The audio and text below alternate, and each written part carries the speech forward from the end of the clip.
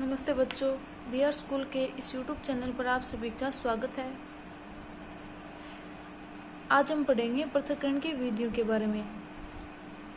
अब हम पदार्थों के पृथक्करण की कुछ साधारण विधियों का उल्लेख करेंगे, जिसमें से कई विधियों का उपयोग करके आपने दैनिक क्रियाकलाप में किया होगा। यानी आज हम कुछ साधारण सी विधियों का उपयोग करेंगे जिससे पृथक्करण किया जाता है। देखो, हस्तचयन यानी हाथों के द्वारा किसी पदार्थों को अलग करना। देखो, क्रियाकलाप 2, दुकान से खरीदे गए अनाज का एक पैकेट कक्षा में लाइए। अब अनाज को कागज की शीट पर फैलाइए।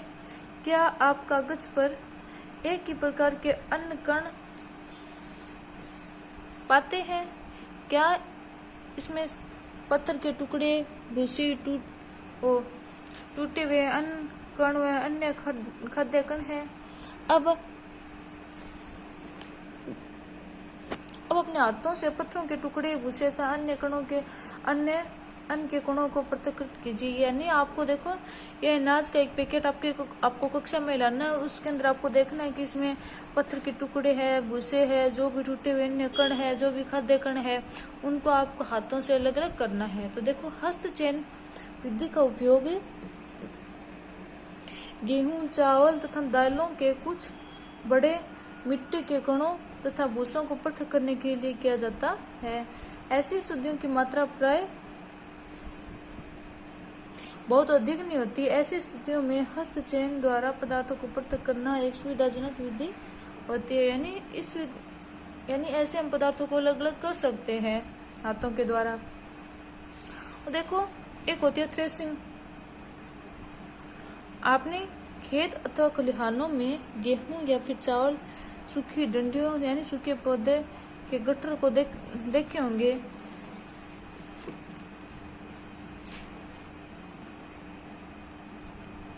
पौधों से अनाज को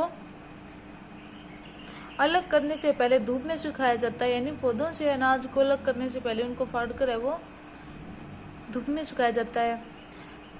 प्रत्येक सूखे पौधों की डंडी पर अन्य कण लगे होते हैं। खेतों में रखे सैकड़ों गट्ठरों पर लगे अन्य कणों की संख्या की कल्पना कीजिए। किसान अन्य कणों को सूखे पदार्थों के इतने गट्ठरों से अनाज को कैसे पृथक करते हैं?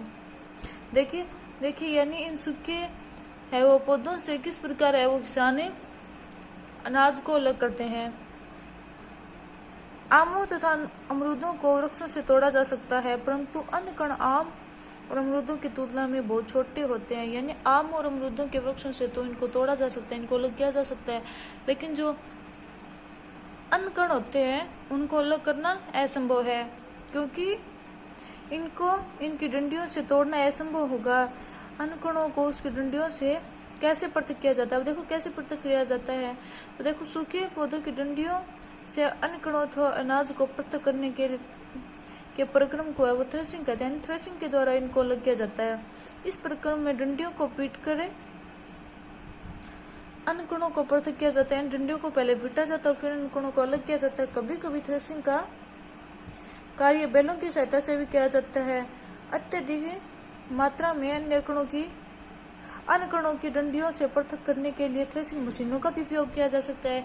यानी कभी कभी थ्रेसिंग के लिए बैलों का उपयोग किया जाता है, जबकि कभी कभी इनका उपयोग थ्रेसिंग मशीनों से भी किया जाता है। देखो, जैसे नीचे आपको दिखा रखा है थ्रेसिंग करते हुए।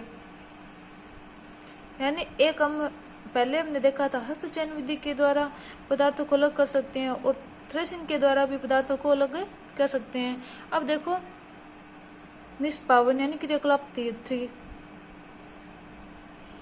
सूखे रेत तथा लकड़ी के बुरादे अथवा सूखी पत्तियों के पाउडर का एक मिश्रण बनाइए। इस मिश्रण को यानी आपको क्या करना, देखो, सूखे रेत या फिर लकड़ी के बुरादे अथवा सूखी पत्तियों के पाउडर का एक मिश्रण बनाइए। इस मिश्रण को किसी प्लेट अथवा समाचार पत्र के ऊपर रखिए। मिश्रण को ध्यान से देखिए। क्या आप दोनों अवयवों को आसानी से पृथक कर सकते हैं? क्या दोनों अवयवों के कणों का माप समाप है? क्या हस्तचयन द्वारा इन अवयवों को पृथक किया जा सकता? नहीं किया जा सकता। अब आप इस मिश्रण को खुले मैदान में ले जाइए तथा किसी ऊंचे समतल स्थान पर खड़े हो जाइए। यानी आपको किसी खुले मैदान में जाना है और वहां पे ऊंचे स्थान पर जाके खड़े हो जाना है।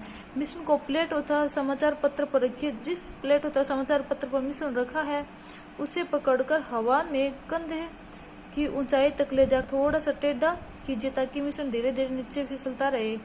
यानी आपको है वो अपने कंधे तक ले जाकर उसको है वो थोड़ा थोड़ा गिराना है। क्या होता है, क्या दोनों अवयव रेत एवं बुरादा या फिर सूखी पत्तियों का पाउडर एक ही स्थान पर गिरते हैं? क्या कोई अवयव ऐसा है जो वायु द्वारा दूर उड़कर गिरता है? क्या वायु मिश्रण के दोनों अवयवों को पृथक करने में सफलता हुई? तो देखो, यानी इस प्रकार से वो हवा के द्वारा दोनों है वो पदार्थ अलग अलग हो जाते हैं। किसी मिश्रण के अवयवों को इस प्रकार से पृथक करने की विधि को निष्पावन कहते हैं, निष्पावन कहते हैं। यानी इस प्रकार से वो अवयवों को अलग अलग करने की प्रक्रिया को निष्पावन कहते हैं। निष्पावन का उपयोग पवनों तो वायु के झोंकों द्वारा मिश्रण से भारी तथा हल्के अवयवों को पृथक करने के लिए किया जाता है। यानी जो भारी जो अवयव या फिर नहीं जो हल्के अवयव है उनको है वो वायु के झोंकों के द्वारा है वो उनके अशुद्धियों को दूर किया जाता है। साधारणतः किसान इस विधि का उपयोग हल्के भूसों को भारी अन्य कणों से पृथक करने के लिए करते हैं। यानी जो भारी जो अनाज होता है उसके अंदर जो हल्के हल्के जो भूसे होते हैं उनको अलग करने के लिए है वो निष्पावन विधि का उपयोग किया जाता है। देखो जो नीचे आपको दिखा रखा है इस चित्र में, निष्पावन करते हुए देखो कंधे तक ऊंचाई तक ले जाकर है वो इस अनाज को गिराया जाता है और इस प्रकार से हवा में उड़कर है वो भूसा अलग हो जाता है और अनाज अलग हो जाता है। तो देखो इस प्रकार से वो पदार्थों को अलग करना निष्पावन कहलाता है। तो देखो आज के लिए इतना ही, धन्यवाद।